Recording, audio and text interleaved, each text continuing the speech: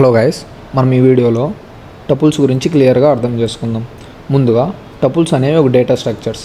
ఇవి ఎందుకు యూజ్ అవుతాయి అంటే డిఫరెంట్ డేటా టైప్ వాల్యూస్ని స్టోర్ చేయడానికి యూజ్ అవుతాయి. దీంట్లో మనం ఎట్లా డిఫైన్ చేస్తాం? పారాంథసిస్ యూజ్ చేసి డిఫైన్ చేస్తాం. దీంట్లో ఉన్న ఎలిమెంట్స్ ఒక్కొక్కటి కామాతో సపరేట్ చేసి రాస్తాము. టపుల్స్ అనేవి ఇమ్యూటబుల్. దాంట్లో ఉన్న ఎలిమెంట్స్ని మనం మార్చలేం. ఆ ఎలిమెంట్స్ అనేవి ఆర్డర్లో ఉంటాయి. అవి ఆర్డర్లో ఉంటాయి కాబట్టి దాన్ని ఎట్లా యాక్సెస్ చేస్తాం? ఇండెక్సింగ్ ద్వారా మనం యాక్సెస్ చేస్తాం. డూప్లికేట్స్ కూడా అలో. ఒక ఎగ్జాంపుల్ చూద్దాం ఎట్లా యాక్సెస్ చేస్తామో. నెంబర్స్ అని ఒక టపుల్ తీసుకున్నాం.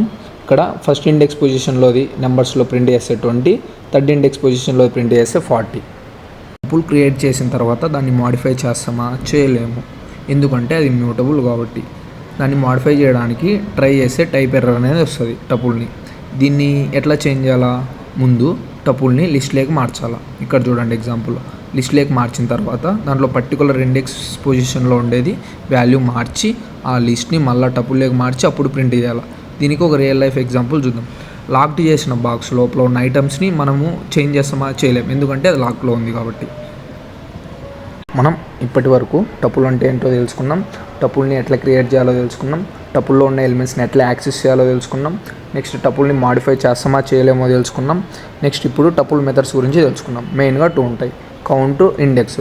మనం కౌంట్ యూజ్ చేసి ఆ పర్టికులర్ ఎలిమెంట్ ఎన్నిసార్లు రిపీట్ అవుతుందో తెలుసుకుంటాం. నెక్స్ట్ మనం ఇండెక్స్ యూజ్ చేసి ఆ పర్టికులర్ ఎలిమెంట్ యొక్క ఇండెక్స్ పొజిషన్ తెలుసుకోవచ్చు. నెక్స్ట్ చెకింగ్ ఎలిమెంట్స్ అంటే ఒక టపుల్లో ఆ ఎలిమెంట్ ఉందా లేదా చెక్ చేయడానికి ఇన్, నాట్ ఇన్ అని 2 ఉంటాయి. ప్రింట్ 10 in T అంటే ఆ టపుల్లో ఉంటే ట్రూ వస్తుంది, లేకపోతే ఫాల్స్ వస్తుంది.